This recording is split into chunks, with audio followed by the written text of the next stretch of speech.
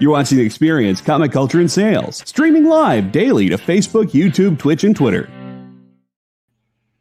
You know, I'm pretty sure it was just February, maybe March. And now it's December 1st. And I don't know what the hell happened. It seems like we just had the Super Bowl. Death on the Nile was just out. And now it's Glass Onion and watching really bad football teams again, but it's a long time late. How did this happen? How did we get to December already?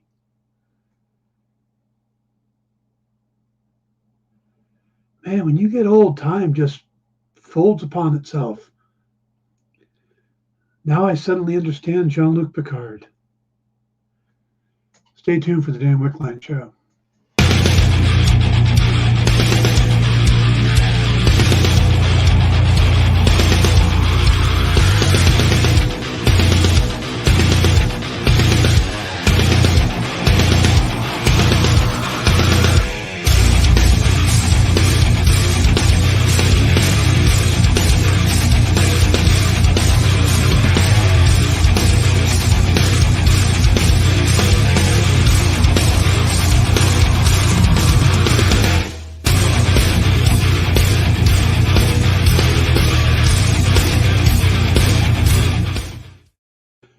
So while I was talking about December and time, Lisa texted me, only 25 days till Christmas.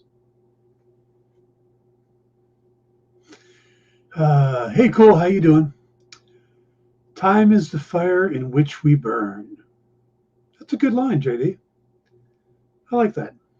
So, all right, guys, we got some news. We've got a recap of a movie from 1988, or a recap or review, and then we're going to talk about what could have been.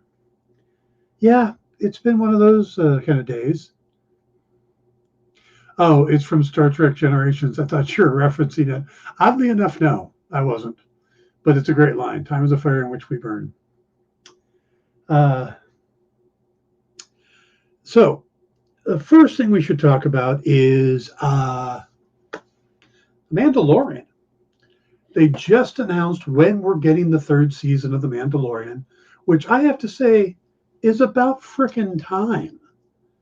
I mean, come on. It's been way too long since we had Din Djarin and Grogu running around. And I don't count the the last couple episodes of Book of Boba Fett. Well, I guess I do kind of count them, but I count them as season 2.5. You know, because it wasn't really Book of Boba Fett. It had very little to do with Boba Fett, the episodes he was in. But it's time. We're definitely time.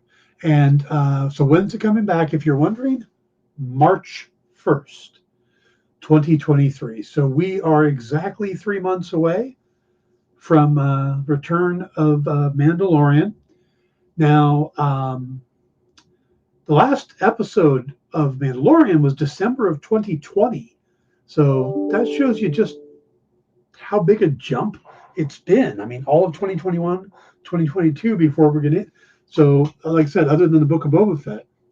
Now, Carl Weathers will be back as Grief Karga. Giancarlo Esposito will be back as Moff Gideon. Katie Sackhoff will be back as Bo-Katan Kryze. And joining the cast is going to be Christopher Lloyd. You know, Doc Brown. Doc Brown is joining for season 3, which is going to be spectacular. And this is supposed to pick up right after Book of Boba Fett. Din Djarin is going to be heading back to his home planet of Mandalore to restore his rep as a Mandalore again. So basically, he's going back, because that's the thing that we find out is that because he took his helmet off, he's not a Mandalorian again, so he has to go back and bathe in the fires of Mount Mordor or whatever it is, or under Mandalore. And hopefully that's still there because, the Empire pretty much just turned that place into glass. So we're getting a Mandalorian season 3, kicking off on March 1st. So I'm really excited about that. Second thing that coming from Disney.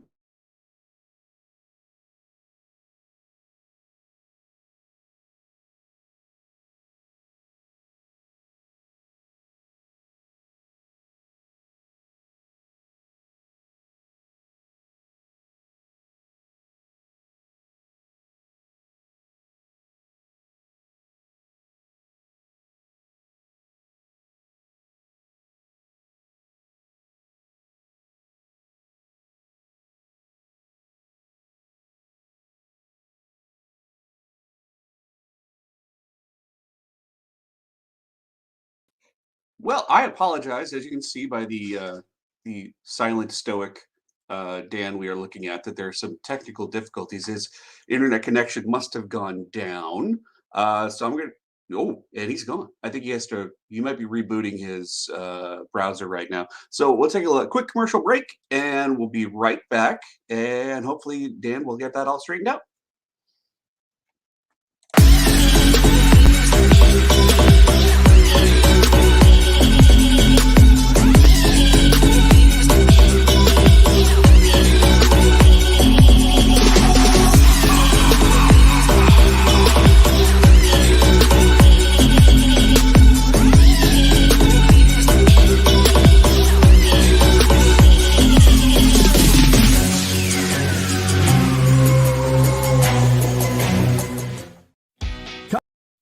Comic Collectibles is a pretty straightforward show.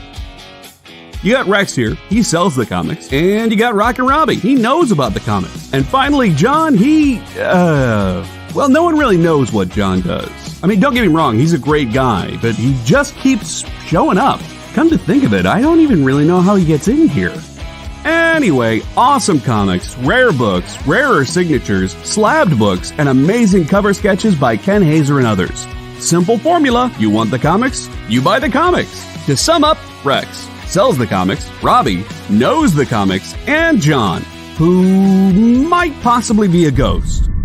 I mean, seriously, has anyone ever seen him show up or leave? Comic Collectibles with Rex and John, Mondays from 6 to 8 Eastern on The Experience. Comic Culture and Sales.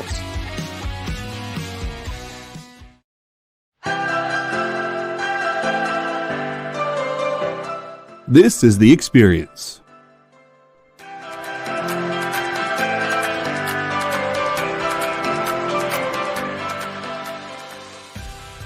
Good afternoon, everybody. Hey there, hi there, hello there. You're as welcome as can be. Hi, I'm Nancy McCann. Welcome to Friday Night Live on The Experience. Welcome, everybody. It's Fat Jack's Comic Crypt. Brendan, Al, Jason, hanging out. There I am. Welcome back to Kicking It with Henry, folks. I am your host, Henry Kumpa. It's great to be here with you guys. So we are going to talk about books that are in stores this week. Hi, everybody, and welcome to Moosh Mosh. Hello, and welcome to the Black Comics Universe, presented by Peep Game Comics. And you gotta love it that the first people in the minute to skim it are creators. Up, everybody! Welcome to another Wednesday Warriors. My name is Joey Galvez, and this is my pal Ambrosia. Hey, everybody! Welcome to Space Cadet. Hey! What's up?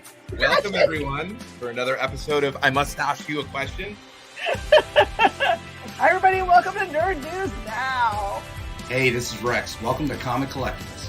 Hey, hello, all you happy people. Welcome to the Dan Wickline Show. Hi, everybody, and welcome. This is the crazy show that we do on Thursdays called What's in the Box? What's in the Box? Comic Culture and Sales.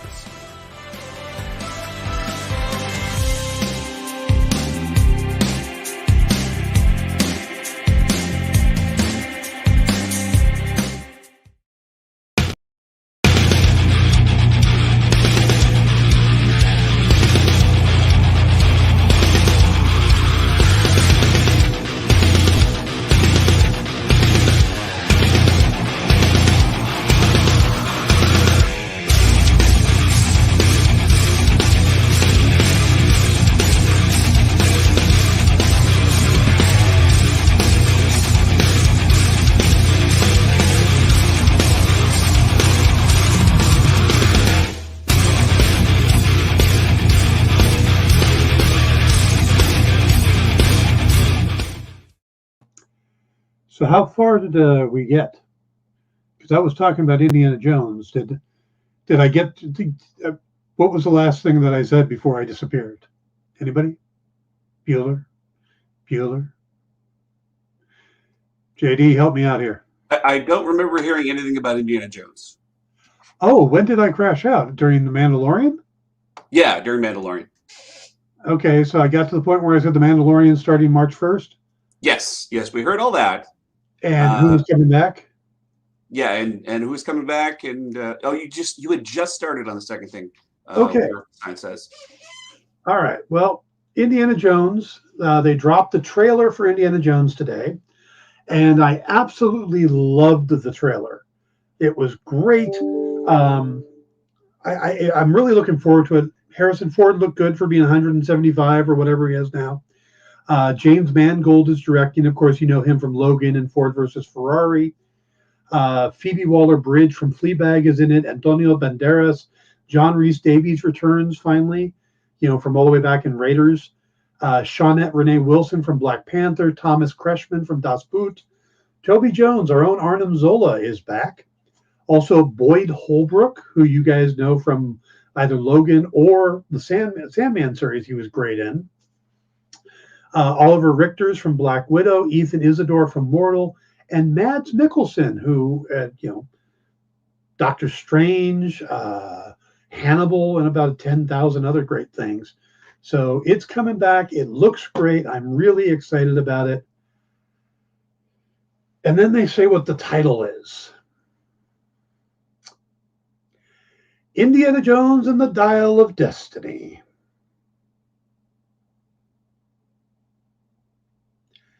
Dial of Destiny. They couldn't come up with a better word than dial? Really? That's what I'm thinking. Yeah, it's a bar of soap. It's like a dial telephone. I know Indy's old, but Dial of Destiny. I don't get, where does Dial of Destiny come from? I mean, the Gem of Destiny, the Stone of Destiny, the Spear of Destiny, anything. The Dice of Destiny, even, that would be kind of fun. You gotta roll a 20 to win. Okay. Yes. But Dial of Destiny just doesn't really have that big pop to it that I would have expected. So a little disappointed by that. But the trailer, if you guys haven't seen it, after this, later tonight when all our good shows are off, go ahead and watch it. It's a good trailer. There's a neat scene, Romancing the Dial. There you go. Thank you, Werpenstein. There's a neat scene where he has a room full of people. He's trying to have them get back, and he pulls out his whip, and he's whop, whop, whop. Get back. And they all pull guns and start shooting at him. And I'm thinking, well, there's a reverse of the Raiders scene with the guy with the big sword, and he just shoots him. So it looks fantastic. It really does. But the name Dial of Destiny, I don't know. But hey, Kingdom of the Crystal Skull was a cool name, and look what happened there. So maybe a bad title is a good thing. I don't know. All right. So next week, we're going to start covering the new Willow series on Disney Plus. Hey, Kenneth. But I didn't want to jump into it yet for a couple reasons. I didn't know how many people would have had a chance to watch it. And I know a lot of people want to go back and watch the original movie before jumping into the series. And I thought that was a really good idea. So I did that last night because I remember going to see Willow when it came out in 1988. I was 18 years old. I probably went with my best friend at the time because that's who I was going, because I didn't start dating somebody until later that year. So I didn't have a girlfriend at that point. So yeah, so I went to go see Willow. I remember, And the movie didn't stick that much in my head at the time. I remember little things like Mad Mardigan and Willow and Billy Barty, because Billy Barty's voice is unique as the High Aldwin. I remember Saoirse, Joanne Whalley being very cute. But the story itself didn't really stick that much to me. So I sat down last night and I put it on while I was working on some stuff. And I found myself just less and less working and more paying attention to the movie. And maybe it was the difference between being 18 and 52. But the movie was excellent for me. It kind of gave off that same vibe as The Princess Bride. Now, I'm not saying it's Princess Bride level. I think Princess Bride should be in everybody's top 10. And I don't know if Willow is quite that good. Willow was the first thing I watched when I picked up Disney Plus. Nice. But it had that feel, that epic, or that, I don't want to say epic fantasy, because I look at epic fantasy as Lord of the Rings and Game of Thrones and those kind of darker, big scope things. This was a tinier story, in a sense. It was a filmed paperback fantasy novel. That's a great way to put it. Yeah, it was. This is George Lucas doing his thing. You know, hey Ed, how you doing? This was Lucas telling the stories that he grew up on and loved. So whether it's Star Wars, Indiana Jones, or Willow, these were the type of stuff he grew up on, and it was fun. I really enjoyed it, you know, and it went fast too. It was like a 2-hour movie or 2-hour and something movie, and it didn't feel like it. You know, it just flew by. Warpin' says, I'm surprised we don't have a bunch of middle-aged women named Elora now. Yep. Yeah, that's a good question. JD, while we're doing this, can you look up how popular the name Elora was with an Elora in 1989 and 1990? Kind of curious. Yeah, I really enjoyed that movie. And I came out of it thinking, well, why weren't there sequels? We got sequels to Indiana Jones and we got sequels to Star Wars. What happened to Willow? And I mean, yeah, it didn't get the box office praise that the others did, but it's still a solid story. Maybe it was before its time.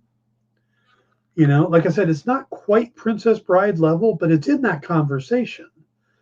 You know, Willow, maybe Legend, Never Ending Story, those kind of fantasy stories.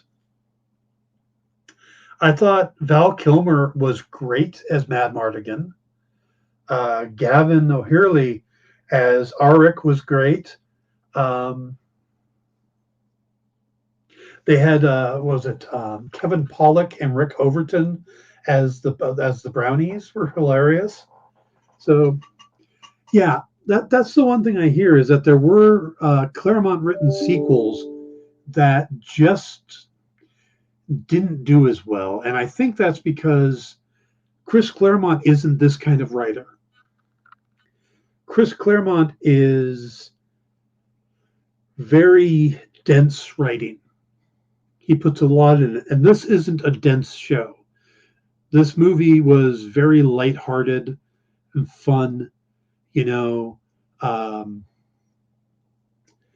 In a way, it kind of mirrors Star Wars. You know, you have a simple guy who is led by wizards to, take something to another place, just like, take the droids and the Death Star plans to Princess Leia on Alderaan or to the Rebellion, or you have your Han Solo character in Mad Mardigan. Your Pixies are the equivalent of 3PO and Chewbacca. I mean, there were elements, not 3PO and Chewbacca, 3PO and R2D2. There were elements that matched up. But I don't know. I would like to have seen more back then, but at least we're getting some, series now. It wasn't in the most popular 200 names of 89 or 90. That's interesting. Yeah, I guess the movie just didn't do that well, which is a shame because, I remember it, I think I remember liking it when it came out. Let's see. How did it do? Hello.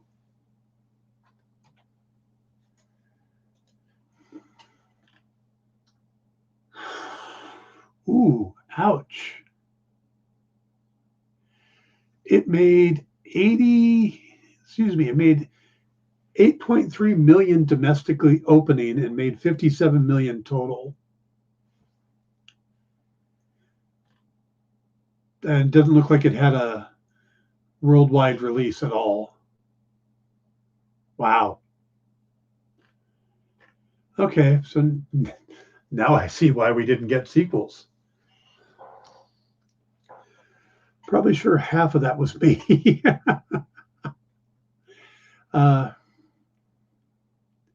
Yeah, that's the thing is I think the sequel novels went very dark because that's Chris Claremont.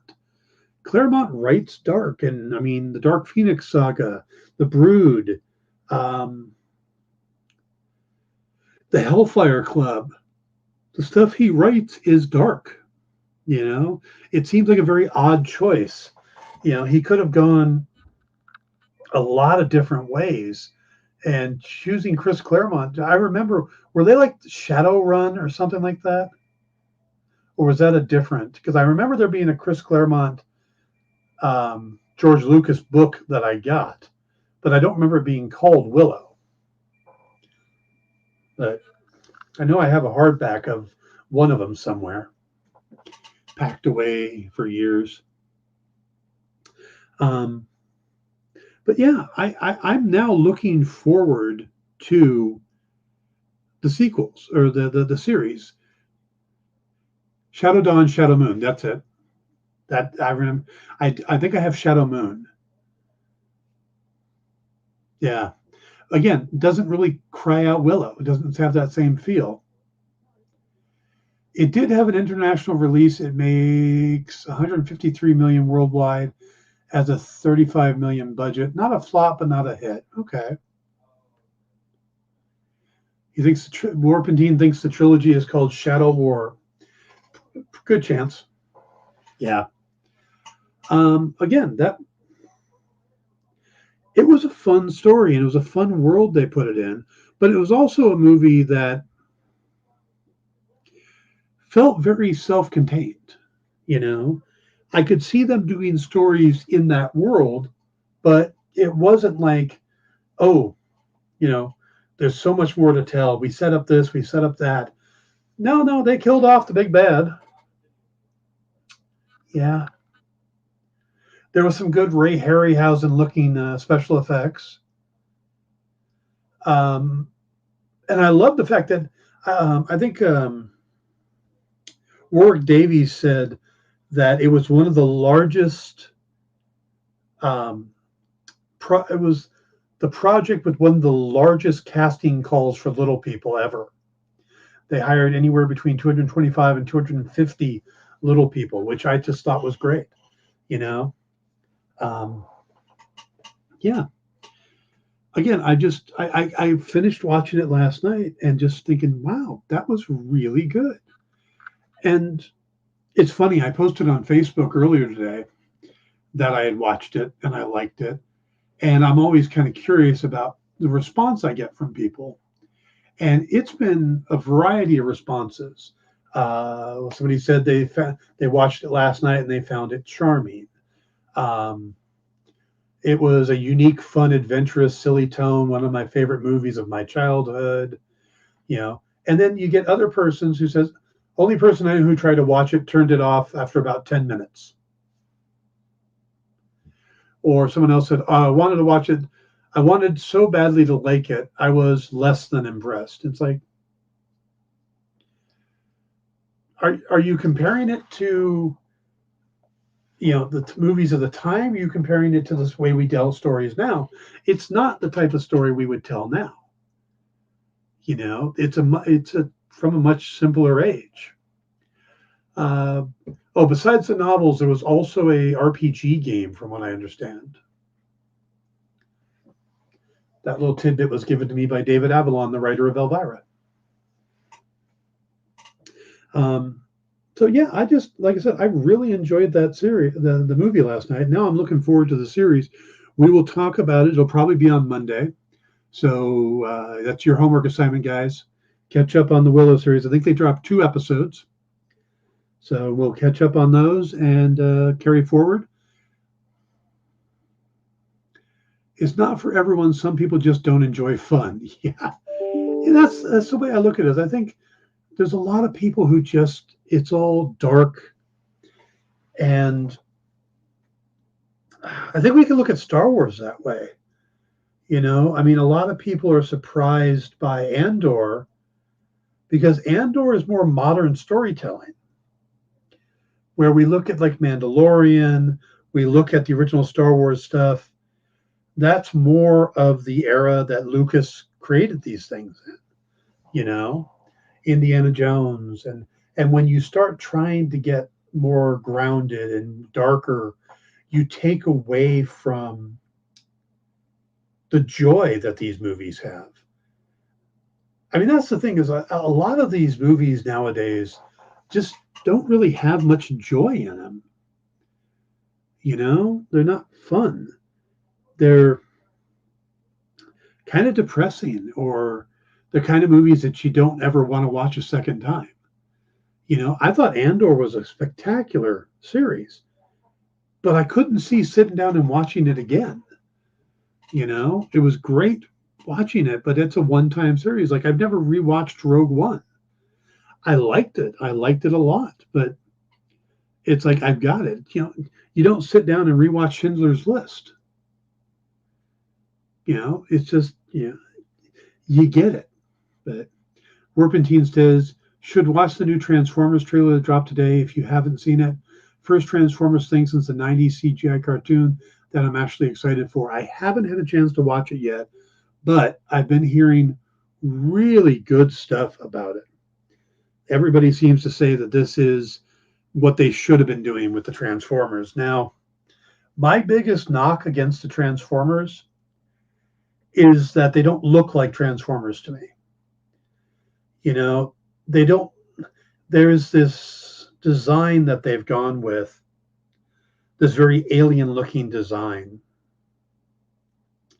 where I loved the original Transformers and the toys and stuff because you could see how the parts would change and how they became, the car doors became the wings and stuff like that. And now when they transform into robots now, they look like these alien designed robots. Like they were designed, what's the guy that did Aliens? Geiger. They look like H.R. Geiger designs or M.C. Escher. They don't look like the simple designs that we got when the Transformers were actually made. And I think that's always been my big problem, is that as robots, they just look kind of weird. So Werbenstein says that they're much closer to the original design, so that's a huge jump.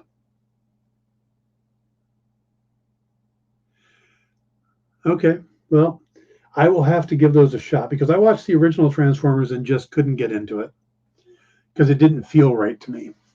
Again, I know that's just me, but yeah, I'm kind of that guy. I'm a stickler for that. All right. since we already had trouble in the beginning, let's go ahead and take our other break. And when we come back, we're going to have a fun little discussion about what Captain America 3 was originally supposed to be before they decided on Civil War. We'll be right back. Why was Princess Zelda sad after watching a bunch of YouTube videos? She couldn't find the link in the description. We'll stop if you subscribe to our YouTube channel. It's super easy. Click subscribe and click the bell when you do. And thanks for supporting the EXP. Comic Collectibles is here for you every Wednesday with AR Comics for two very important reasons. To sell you rare, one-of-a-kind comics that you'll love, and to confuse AR with old man talk. You see, Rex and John are, how should I put this, ancient as the roots of the mountains. So every week, Rex and John fill in AR in yet another area of pop culture that he missed because he's too young, just didn't have the time, or just really doesn't care about. It's a real public service they provide. Come buy some super rare and unique comics, while old men explain long-dead sci-fi shows to a younger man making that confused puppy face. Every Wednesday from 6 to 8 Eastern with Rex, John, and AR Comics. Comic Collectibles on The Experience. Comic culture and sales.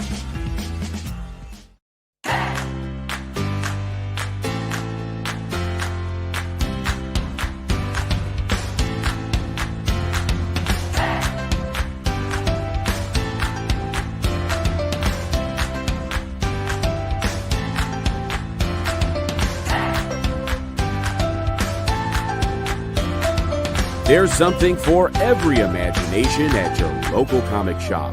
Visit comicshoplocator.com to find a store near you.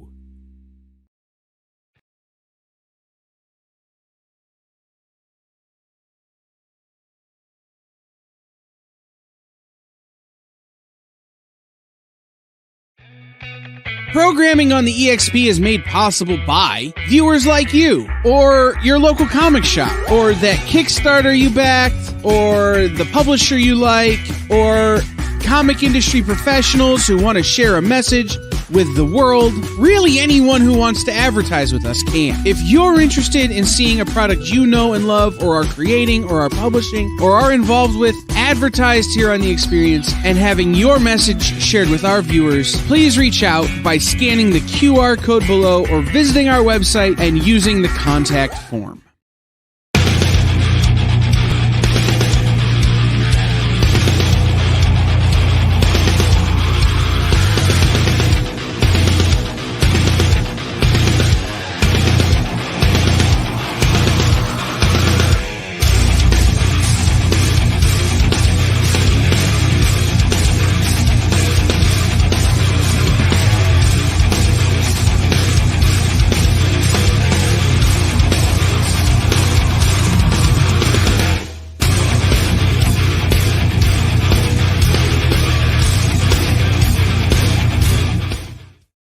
Hey everybody, welcome back to the Dan Wickline Show here on The Experience. I just gave JD a request. Let's see if he can pull that off. And while he's doing that, I do have it ready. I did want to inform you of what I've just found out recently. We can play the trailer, but Disney will make a copyright claim, and any monetization on this show will go to them. do we make any money on this show? It's a good question. That is beyond my pay grade. Oh, we got a bot. Let me get the band hammer out. Okay. Badoom. Okay. Let's so run it anyway. Okay. Yeah. This just dropped, guys.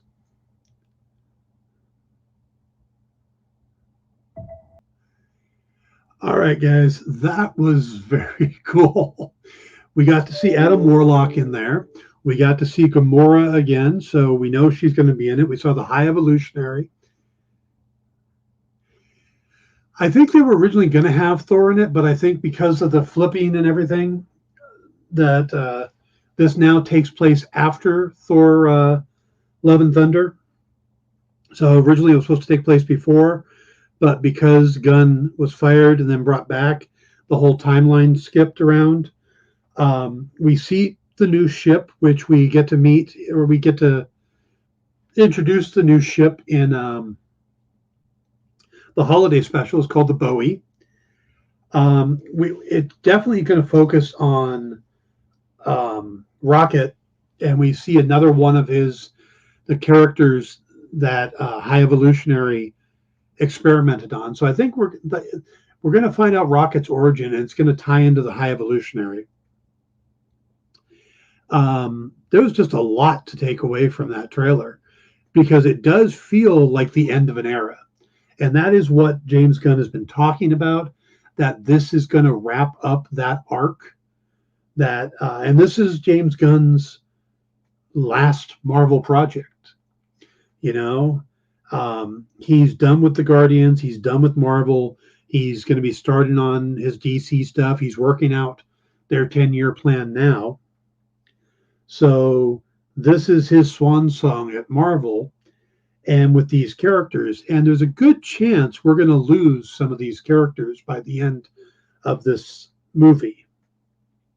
Will we lose Groot? Will we lose Rocket, Peter, Drax? I mean, we know that Dave Bautista said that this will be his last movie with Marvel. But one of his big complaints was he was tired of being shirtless, because, you know, he has to maintain that body. But it looks like both in the special and here, he gets to wear shirts. So maybe they'll convince him to stick around. Otherwise, you know, he's going to show up in DC stuff going forward. You know, maybe he's the new Lobo, since Jason Momoa is already Aquaman. He'd be an interesting Lobo, wouldn't he? Yeah, I think that could work. But again, we see Will Poulter as Adam Warlock. That's our first look at him. We see, I can't remember his name, but the gentleman playing High Evolutionary, who we got to see in costume at San Diego Con. This definitely seems to be Disney's trailer day, but there's a big convention going on down in Brazil right now. So, you know, they're releasing these trailers down there, and then they're being put online here. Now, I thought that maybe they would do an exclusive one down there and then, you know, show it here. But no, they went ahead and dropped it. Chukwudi Iwuji. Yes, thank you. I'm good with names, and I will learn them, but that's a tough one for me. And I don't know if I've actually heard it pronounced. So I'm going with Chukwudi Iwuji. But when I used to work at Bleeding Cool, I would see all these names, and I'd be doing stories every day, and I'd be typing them. So, and I would sound them out in my head, like Mahershala Ali.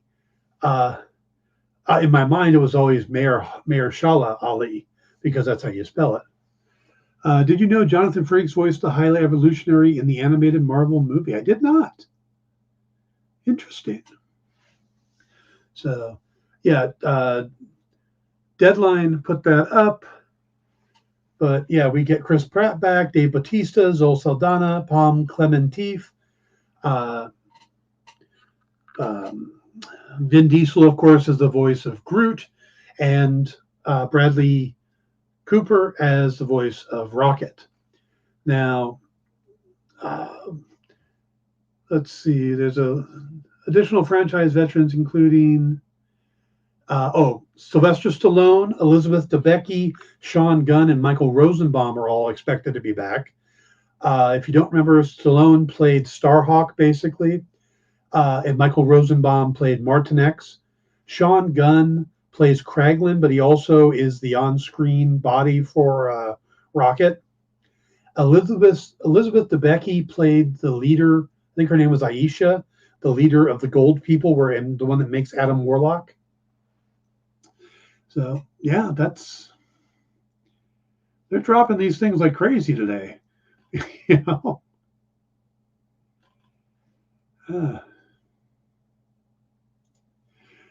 Well, so what did you guys think of the trailer? I mean, it had kind of a bit of a maudlin tone. You know, it felt a little more down than I expected, which is kind of funny because, The Indiana Jones one was very upbeat, but it also felt like the end of an era. So the two trailers they dropped today both feel like the end.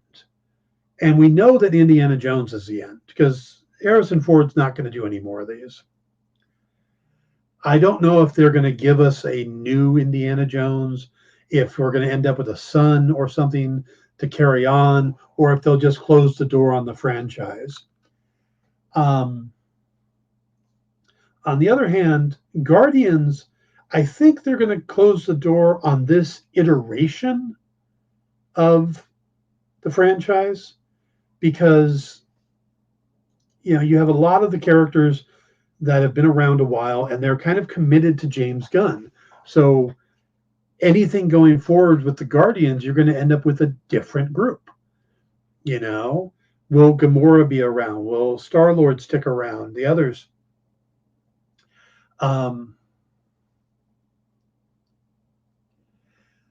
JD says, I think Gunn is expressing his sadness of leaving Marvel behind. That's a lot of characters he'll never get to work with. See, now, I find that interesting, but I wonder how far into this movie he was before the Disney deal came along, or the DC deal came along. Because, that would make a lot of sense, and it does fit with how the feel of the trailer. But I have a feeling he was well into this movie and had his plans, because he planned this thing out for a long time. He came up with the idea for the Christmas special and what he was going to do in the third movie while filming the second one. That was before he was fired. That was before he went over to DC at all. So now this might be influenced by him getting fired and then coming back, but I don't know if this is influenced by him making the jump over to DC on a regular basis. Interesting. I do like the idea that we're getting the High Evolutionary because, there's a lot of cosmic threats in the Marvel Universe. There's a lot of characters they could have gone with. But the High Evolutionary, unless they've changed it, is a human, is an Earth-based hero or villain who is experiments, is tied into Rocket and the anime. I think it's an interesting way to go because they're not going for the next bigger cosmic threat. They're going for a cosmic threat that's Earth-based. They could have gone to Galactus. They could have gone, they already did Ego the Living Planet, but they could have done Kree Skrull War. They could, there are a lot of cosmic characters. The In-Betweener,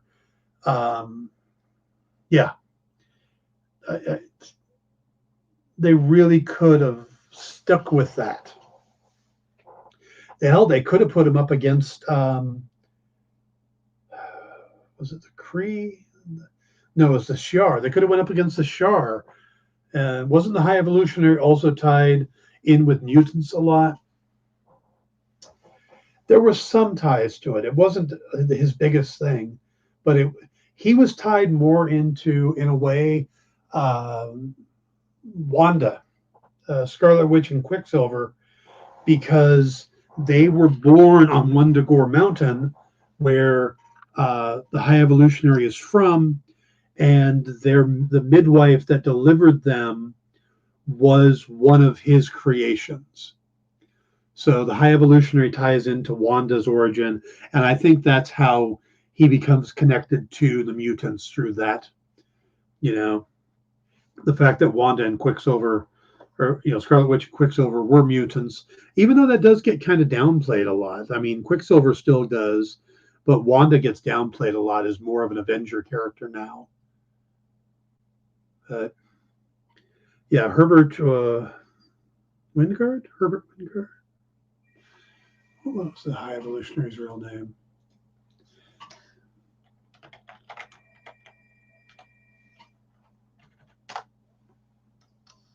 Herbert Wyndham.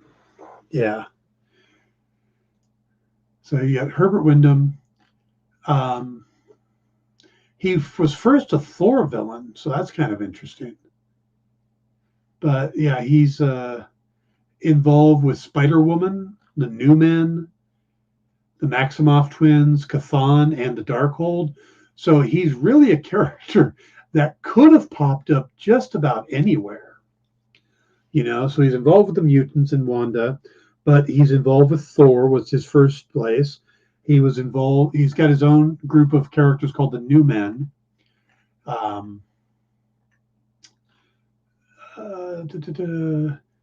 Miles Warren, yeah, Magnus. So, but he could pop up in Doctor Strange, having to do with Chthon and the Darkhold. The New Men end up becoming called the Knights of Wendigo. So there's a lot, and then of course tied into Spider-Woman, the Jessica Drew character, because that's her. I think he actually gives her the power, or is tied into giving the power. So there's a lot to do with the High Evolutionary, and he could have popped up in any series.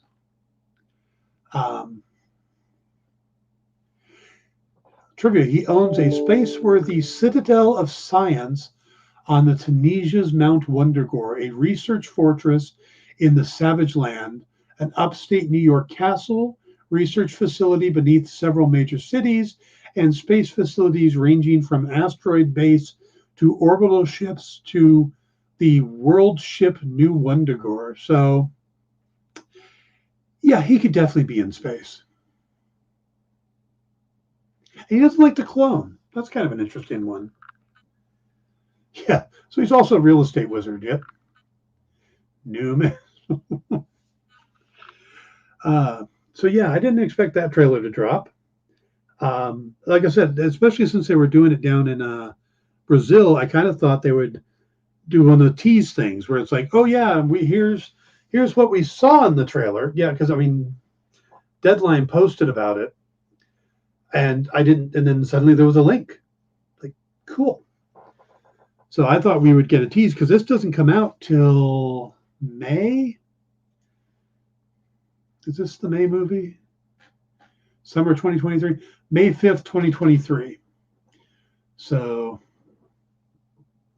and again, if you haven't seen the Guardians of the Galaxy Holiday Special, there's a lot of important stuff that takes place in it that will probably be a factor in this movie, like the fact that they now are based in nowhere, that they purchased nowhere from the Collector, which I didn't know it was established, or I don't remember it being established that the Collector owned nowhere. I know his collection was on nowhere, but I kind of got the feeling he was just, set up there. I didn't get the idea that he was the one that owned it, but it makes a lot of sense. Plus, the head of an Eternal would be or Celestial would be a great thing in a collection. So, well, I guess it's no longer special when there's a head sticking out of the water of a Celestial on Earth.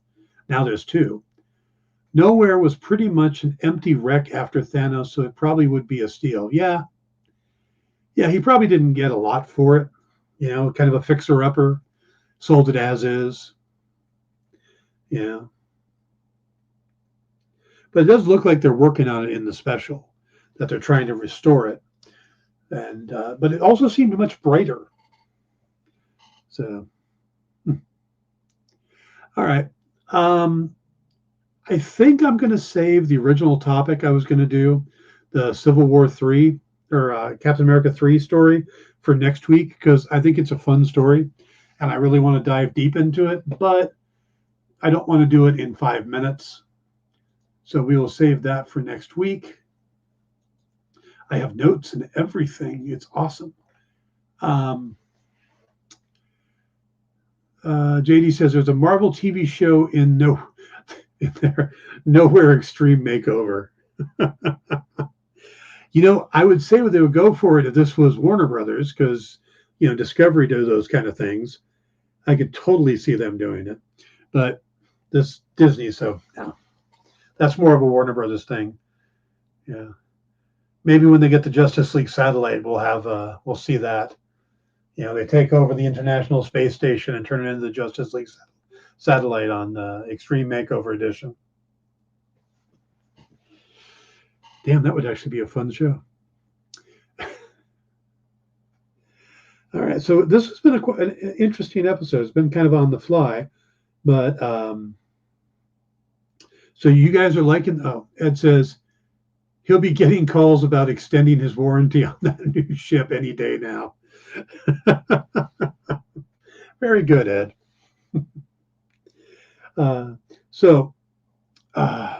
Yeah, he's gone through a lot of ships. He had the Milano and then the Benatar and now the Bowie. So, though he does go from an actress to a singer to a singer, I wonder if the next one would be the Mercury. If this ship gets destroyed, would it be again, if we keep Peter Quill?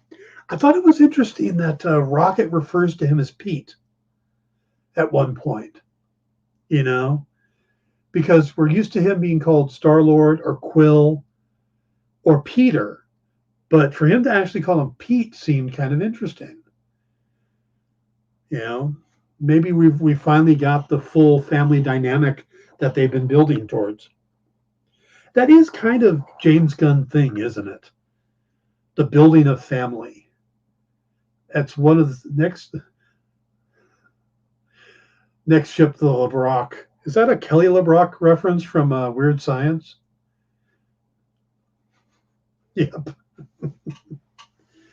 But yeah, that's James Gunn's thing, is he builds families. He did that in the Suicide Squad. We were seeing that in Peacemaker, and we've seen that in the Guardians of the Galaxy, is he takes these ragtag group of loners and cast-offs and pulls them together into a family. So, the other interesting thing, and I don't have an image of it, but DC and Warner Brothers is down in Brazil as well, and they had a banner up showing 5 DC characters from the movies. And it was interesting which characters they've chosen to put up on the banner. Because you've got far left is Gal Gadot as Wonder Woman. Okay. Far right is Henry Cavill as Superman. Okay. Strongly in the DCEU. The one in from Henry Cavill is Jason Momoa as Aquaman, in the orange costume from the first movie where he's looking over. So we got 3 members of the DCEU as they existed. The center picture is The Rock as Black Adam. It's not Shazam, which is the next movie coming up. It's not The Flash. It's not Cyborg. It's Black Adam. Okay. In between Black Adam and Wonder Woman, they put Batman. Makes a lot of sense. Those are your big, Superman, Batman, Wonder Woman. Those are your pillars of your comic universe. But it's which Batman they chose to put there. Because you got 3 characters from the DCEU. The Black Adam kind of fits in the DCEU as well because Shazam does. But the Batman is Robert Pattinson, who is not supposed to be connected. Wendy, Marvin, and Wonder Dog. That's a different pillar. That's more the pillar of the Super Friends. So yeah, I thought it was interesting that they had all of the characters from the DCEU, and then they had Robert Pattinson, who's not supposed to connect to the DCEU. So is that saying that whatever we're doing with the Justice League and these characters is not going to have a Batman? Or will they borrow Robert Pattinson and drop him in to this universe as well? Because you've got new regime now. They could go, look, Matt Reeves, when you want to do your movies, great. You don't have to bring in any of the big superhero, but every once in a while we're going to borrow Robert and he's going to exist. I'm still curious how that's all going to play out. We're probably a couple months away from, well, at least the people at Warner Brothers knowing. When we will know, that could be anytime. So, all right, guys. Sorry that the episode kind of went all over the place, but Zan, Jaina, and Gleek, nice. We will do the Captain America 3 original story next week, along with Willow. Remember that we got What's in the Box coming up next, followed by Space Cadets, and then Kicking It with Henri is our late night show. And on Monday, even though he canceled earlier, Frank Miller and Emma Kubert are going to be on Talking Shop at this time with, I think they're the first half hour of this hour, with Miss Jen talking about Pandora, another book from Frank Miller Press. And then Alex Packnadal, who I had the pleasure of interviewing about a week or so back, will be on talking about All Against All. So you definitely want to tune in for that. And then tomorrow on the Original Art Show with Nick Barucci, they're going to be honoring the legendary George Perez with some original art done as an homage by Bob Layton. And there's going to be 3 custom-made shirts that Carol Flynn, George's wife, made. She made all of George's shirts. So all those shirts you saw in the conventions, Carol made those. The proceeds from the shirts will go to Carol. Some of the proceeds from the art being sold will go to 2 different cancer research foundations that focus on pancreatic cancer, which is what took George from us so early. So tune in tomorrow at 7 p.m. Eastern for the Original Art Show. And then on 5 p.m. on Monday, check out Frank Miller with Miss Jen. I will be back next week. Everybody, have a great weekend. Remember to watch Willow. We'll see you later. Do you remember what it was like when you were a little kid and you got a letter in the mail? Now imagine that letter was filled with information about your favorite shows, pop culture questions, links to things you're going to want to see later, and even sneak peeks at upcoming programming here on The Experience. That's what the EXP mailing list is. Every week, we send you sneak peeks, information, and all of the relevant links for all of the shows you want to see. Sign up now on our website or scan the QR code that's on your screen right now.